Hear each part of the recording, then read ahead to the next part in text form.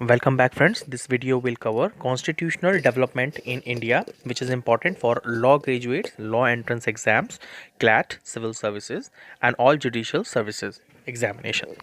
So constitutional development of India. I will use Hindi and English both. So the story begins with East India Company. The Britisher came to India in 1600 as a traders in the form of East India Company, which had an exclusive right of trading in India under a charter granted by Queen Elizabeth I. तो queen Elizabeth first ने east India company को एक charter जो था उसके तहत कुछ exclusive rights confer करे थे, जिसकी वजह से वो इंडिया में ट्रेडिंग्स के जो जितने भी एक्टिविटीज़ थी वो कैरी आउट करते थे। In 1765 the company obtained the diwani right over revenue and civil justice. Later on उनको रेवेन्यू और सिविल जस्टिस के राइट भी मिल गए in Bengal, Bihar and Orissa. They started their career as a territorial power, but due to Sepoy mutiny in 1858, Crown assumed the direct responsibility for the governance in India। ठीक है, तो यहाँ तक अभी हमने जाना कि किस प्रकार कॉन्स्टिट्यूशनल डेवलपमेंट की शुरुआत हुई। Independence and the need of constitution. With independence and the need of constitution there was a constituent assembly which was formed for the purpose in 1946, and on 26 January 1950 the constitution came into being। However, various features of the Indian Constitution and polity have their roots in the British rule। तो यहाँ पर इस paragraph में बताया गया है कि जब हमारा इंडिपेंडेंस हुआ तो इंडिपेंडेंस के बाद हमें जो कॉन्स्टिट्यूशन यानी संविधान की ज़रूरत पड़ी और कॉन्स्टिट्यूशन असेंबली जो था वो भी गठन किया गया। ठीक है, फॉर दिस पर्पज इन 1946, और 26 जनवरी 1950 को कॉन्स्टिट्यूशन जो था हमारा केम इनटू बीइंग आया। और उसकी जो बहुत सारे फीचर हैं अगर हम उसमें देखते हैं तो they have their roots in the British rule. दोस्तों, हमारे कॉन्स्टिट्यूशन में ब्रिटिश का, वैसे भी बोरोड कॉन्स्टिट्यूशन है तो ब्रिटिश का इसमें बहुत सारा कंटेंट हमारा अवेलेबल है। तो British rules and their impact in Indian constitution हम आगे देखते हैं। Regulating act 1773, the act designated the governor of Bengal as governor general of Bengal. तो पहला महत्वपूर्ण बात यह है कि बंगाल के जो गवर्नर थे उन्हें गवर्नर जनरल ऑफ बंगाल बना दिया गया। First governor general of Bengal कौन थे? Lord Warren Hastings. Act subordinated the governors of Bombay and Madras, ये सारे प्रेसिडेंसी टाउन्स हैं, to the governor general of Bengal. Okay, the supreme court was established at the fort Williams Calcutta as an apex court in 1774। तो यहाँ पर यह भी बड़ी important बात है, सुप्रीम कोर्ट को एस्टैब्लिश किया गया था कहाँ पर? फोर्ट विलियम्स में कैलकाटा, जो कि हमारी 1774 में। तो कुछ बातें यहाँ पर मैंने बताई आपको कि बंगाल के जो गवर्नर थे उन्हें गवर्नर जनरल बंगाल बना दिया गया था। अब दूसरा जो एक्ट था वो था Pitt's India act 1784। The act established board of control over court of directors to guide and supervise the affair of the company in India. तो यहाँ पे क्या हुआ? बोर्ड ऑफ कंट्रोल का गठन किया गया जो किसके ऊपर थे? कोर्ट ऑफ डायरेक्टर्स के ऊपर थे, वो सुपरवाइज करते थे कंपनी के अफेयर्स को। It was introduce to remove the drawback of regulating act के ड्रॉबैक्स को रिमूव किया गया। It was named after the British prime minister and the act placed an Indian affairs under the direct control of the British government। तो ये पिट्स India act जो 1784 का है, इनकी जो हाईलाइट्स हैं इंपॉर्टेंट है, इसे मार्क कर लीजिए, ये आपको याद रखने हैं आपके एग्जाम्स के लिए। और ये पिट्स इंडिया एक्ट क्यों आया था? हमारा जो रेगुलेटिंग एक्ट जो 1773 था उसे उसकी ड्रॉबैक्स को रिमूव करने के लिए। अब चार्टर एक्ट ऑफ 1833 की बात करते हैं। Company monopoly of the trade with India was completely abolish कर दी गई मोनोपोली जो थी कंपनी की, ईस्ट इंडिया कंपनी की। Act created a post of governor general of India. अब आ जाते हैं governor general of India. It made the governor general of Bengal as governor general of India. First governor general of India was lord William Bentinck. याद रखिएगा, the government of Bombay and Madras were deprived of their legislative power. This was the final steps toward the centralization of British India. The act ended the activities of East India Company as a commercial body। तो यहाँ पर जो हमने बात आपको बताई कि यहाँ पर अब गवर्नर जनरल ऑफ इंडिया की बात आती है, और लॉर्ड विलियम बेंटिक जो थे हमारे first governor general of India थे। और यहाँ पर इन्हें ईस्ट इंडिया कंपनी की सारी जो कमर्शियल एक्टिविटीज़ थी एंड कर दी गई थी, और जो मोनोपोली जो कंपनी की थी ट्रेड की इंडिया के साथ, वो सारी अबॉलिश कर दी गई थी। तो ये जो चार्टर एक्ट है 1833 दोस्तों, ये आपको बहुत अच्छे से याद रखना है। ये पूछा जाता है कि कब कंपनी का जो मोनोपोली है, जो ट्रेड पे जो उनका मोनोपोली था भारत के साथ, वो कैसे, किस एक्ट के तहत जो था वो अबॉलिश कर दिया गया, और हमारे फर्स्ट गवर्नर जनरल कौन थे, कब उन्हें नियुक्त किया गया। अब हम चार्टर एक्ट ऑफ 1853 की बात करते हैं। इन 1853 the charter act of 1833 was to time out and had to be renewed, उसे रिन्यू करने की ज़रूरत थी और it was renewed but no substantial changes were made, कोई ज़्यादा से चेंज नहीं करे गए थे, बस लेजिस्लेटिव और एग्जीक्यूटिव पार्ट को हमें सेपरेट किया गया था। The charter act of 1833 provided a Haileybury college of London should make a quota to admit the future civil servant, however system of the open competition was never effectively operated. A committee under the chairmanship of Lord Macaulay had prepared a regulation in this context. तो यहाँ पर civil servants की जो recruitment होती है आज भी हम जो जानते हैं, उनकी जो एक कमेटी थी under the chairmanship of Lord Macaulay ने ओपन कंपटीशन के लिए इन्होंने ही रेगुलेशंस जो प्रिपेयर करे थे। तो ये जो 53 का एक्ट है वो 1833 की जो जितने भी फ्लॉज थे उन सबको दूर करने के लिए इस एक्ट को लाया गया था। अब हम आगे चलते हैं कि भाई रिवोल्ट 1857 की वजह से क्या हो गया था। सिपाही म्यूटिनी की हम बात कर रहे हैं और 1858 में क्या हुआ। Era of 1857, the revolt of 1857 proved to be a turning point in Indian history because it ended the traditional leadership in India. ठीक है, it was because of the doctrine of lapse of Dalhousie, lord Dalhousie की doctrine of lapse की वजह से था, which ended the rule of princely states. तो अब हम बात करते हैं also in the revolt of 1857 educated middle class did not participated, okay, as they were having the faith in the British constitution. This was also one of the many factor of the failure of the 1857 का revolt क्यों fail हुआ, इसका ये कारण था। 1857 में the power centre change from East India company to British crown. तो ये आपको याद रखना है कैसे कैसे ये चेंज हुआ। और here okay, now we talk about the Government of Indian Act 1858. The British Crown assumed the sovereignty over India. 1858 एक्ट से पूरी sovereignty इंडिया पे ब्रिटिश क्राउन ने ले ली from East India company. It provide absolute empirical control without any popular participation in administration of the country. This act transferred the government territories and revenues of India from East India Company to the British Crown को सारा चला गया। The rule of the company was replaced by rule of Crown in India. तो ये बहुत बहुत important है Government of Indian Act 1858। तो इसमें क्राउन ने सारा जो था सोवरेनिटी जितनी भी पावर्स थी सारी वो अज्यूम कर ली थी। यानी 57 की वजह से क्या हुआ, 1857 की क्रांति की वजह से 1858 ने जो पूरी ब्रिटिश क्राउन जो था उन्होंने इस गवर्नमेंट ऑफ इंडियन एक्ट 1858 में सारा जो भी उनका जो ब्रिटिश क्राउन ने सारा पावर ले लिया ईस्ट इंडिया कंपनी से। The power of the British crown were to be exercise by the secretary of the state. अब सेक्रेटरी ऑफ स्टेट आ गए हैं for India, okay. The secretary of the state was the member of the British cabinet के member थे।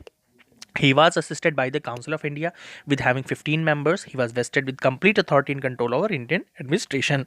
The Governor General was made Viceroy of India, and Lord Canning was the first Viceroy of Indian in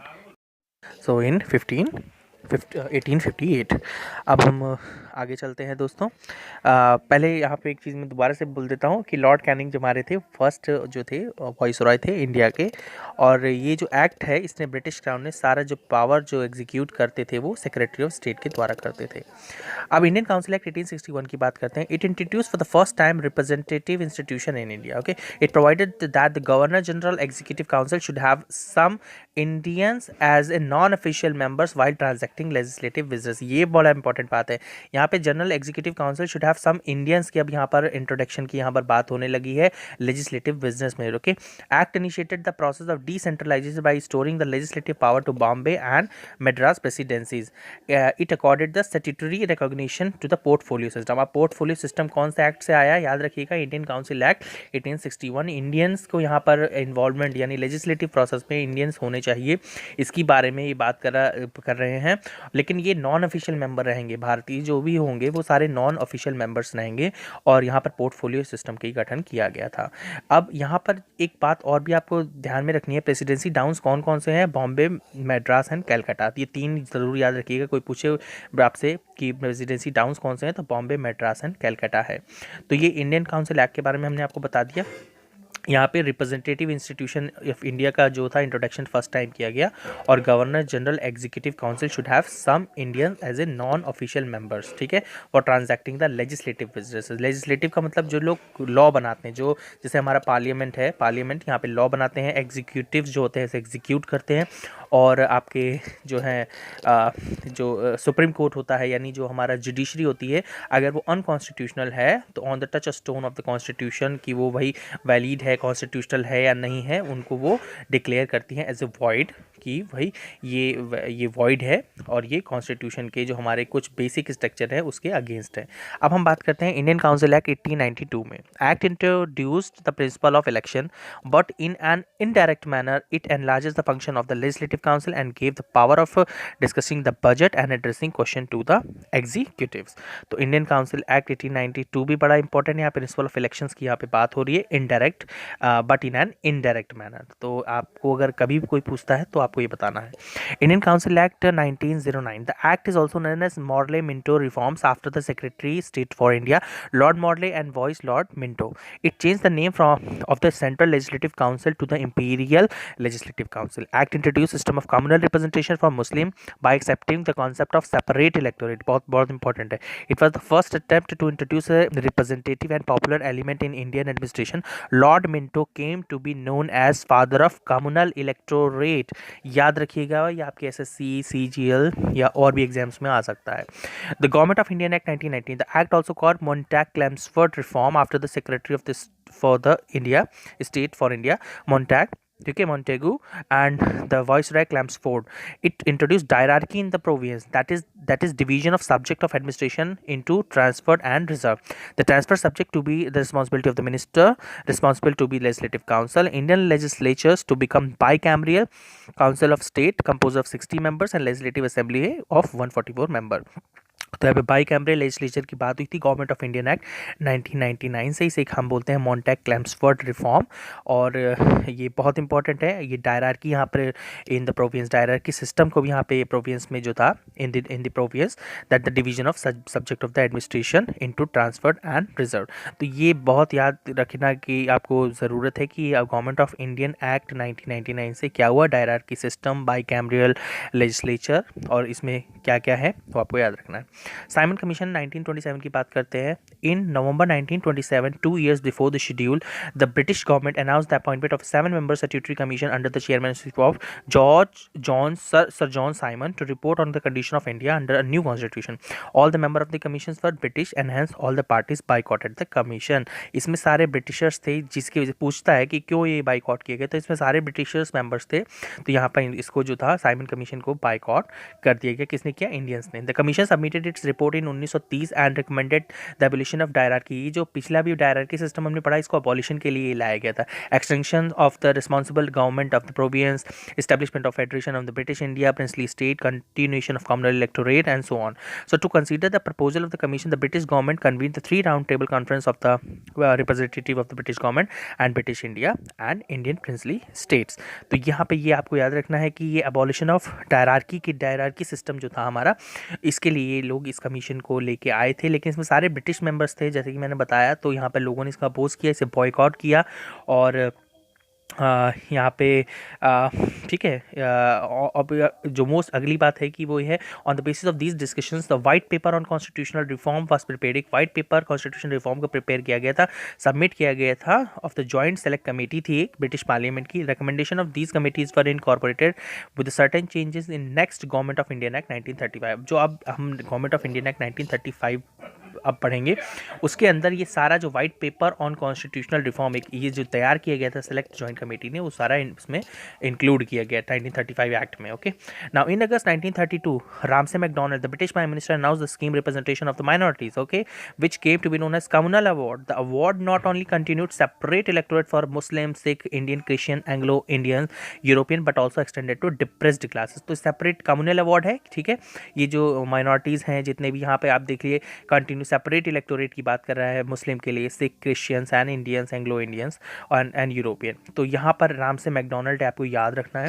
but Gandhi ji was distressed over this extension of this principle of communal representation, से बहुत नाराज थे वो, सही नहीं होने लगा to the depressed classes and undertook fast on to death at Yerwada jail Poona to get the award modified. At last this was an agreement between the leaders of Congress and the depressed classes के बीच में agreement था। The agreement known as Poona pact retain the Hindu joint electorate and gave reserve seat to the depressed classes. तो यहाँ पर गांधी जी इससे नाखुश थे, तो इन्होंने पूना पैक्ट की बात करते हैं। उन्होंने fast on to death Yerwada jail में उन्होंने फास्ट कर लिया था इसके अगेंस्ट, ठीक है। और वो communal representation to the depress classes को जो प्रिंसिपल है इसके एक्सटेंशन के को लेके काफ़ी डिस्ट्रेस थे। तो यहाँ पर जो एग्रीमेंट है, ठीक है, इस एग्रीमेंट को आपको याद रखना है, लीडर ऑफ कांग्रेस और डिप्रेस क्लासेस के बीच में जो किया गया था, जिसे हम बोलते हैं पूना पैक्ट। इनके डेट और रेलिवेंट जो इनके नाम है, जैसे पूना पैक्ट है, ये आपको सबको मतलब ध्यान में रखना है, जहन में रखना है, ये क्वेश्चंस आते हैं। The government of India act 1935 act provided the federation taking the province and Indian princely state as unit. The federal court was to be established, ठीक है। Burma was separated from India कर दिया गया था। The act divided the power between centre and the unit in term of 3 list, namely federal list, provincial and concurrent list. It provided for the establishment of Reserve Bank of India to control the currency and credit in the country. The act also introduced bicameralism in 6 out of 11 provinces. These 6 provinces were Assam, Bengal, Bombay, Bihar, Madras and the United province. तो ये जो act है इसको आप कहीं भी mark कर लीजिए, बहुत ज़्यादा इंपॉर्टेंट एक्ट है ये, 1935 का एक्ट है। और इसमें जितनी भी रेलिवेंट बातें हैं इस पे जो हाइलाइट्स हैं इनको आपको एकदम रट लेना है, क्योंकि ये क्वेश्चन ज़रूर आता है। Government of Indian act 1935 is very very important, ठीक है। एंड इसमें जो आपका है फेडरल कोर्ट, सारा कुछ आपको याद रखना है।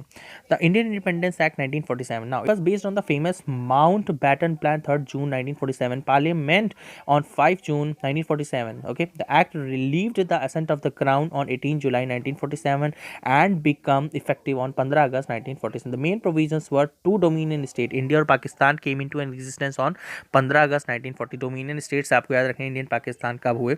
The boundaries between the two dominion states were determined by the boundary commission headed by sir Cyril Radcliffe. तो ये आपको याद रखना है कि कौन थे रैडक्लिफ, जो हम रैडक्लिफ लाइन की बात करते हैं इंडिया और पाकिस्तान के बीच में, वो इसी कमीशन के द्वारा हुई थी, ठीक है। Both the states have had the right to frame their constitution, उनको राइट दिया गया by their respective constituent assembly. They also had a right to leave the British Commonwealth, okay, till the new constitutions were not effective. The government in the two states would be run on the basis of the government of India act 1935 के हिसाब से चलेंगे जब तक कि नया constitution नहीं आता। British crown cease to be the ruler of India, crown अब सीज हो गई थी, ruler of India. The member of the civil service appointed before the 15 August 1947 continue to remain in the services and enjoyed all the benefit which they were entitled to avail so far. तो ये सारा जो British crown था ये seize कर गए थे ruler of India होने के लिए। अब ये जो 1935 का एक्ट था, और ये बहुत इंपॉर्टेंट एक्ट है जिसको आपको याद रखना है। और दोनों स्टेट जो भी बोथ द स्टेट्स हैं वो कैसे गवर्न किए जाएंगे, इस एक्ट के ही द्वारा गवर्न किए जाएंगे जब तक कि इनका सेपरेट अपना कॉन्स्टिट्यूशन नहीं आ जाता। तो इस एक्ट को आप बिल्कुल मार्क करके याद रखें। The composition of constituent assembly की बात करते हैं। The constituent assembly was constituted in November 1946 under the scheme formulated by Cabinet Mission Plan. The total strength of the Constituent Assembly was to be 389. Of these, 296 seats were allotted to the British India, 93 seat princely states, 296 seats allotted to British India, and 292 members were to be drawn from the 11 governors provinces and 4 from the chief commissioner province, 1 from each. तो ये पूरा scheme आप देख लीजिए cabinet mission plan का, कि constituent assembly के कौन कौन से मेंबर्स कहाँ से जो थे वो इलेक्ट किए गए या सेलेक्ट किए गए। तो वो आपको ध्यान रखना है कि कंपोजिशन हमारी कॉन्स्टिट्यूएंट असेंबली की जो थी वो क्या थी। अगर आप इसको टोटल स्ट्रेंथ मैंने लिखा हुआ है वो 389 है, इन सबको आप सम करेंगे तो आप देखेंगे कि वो 389 आपका जो है आना चाहिए।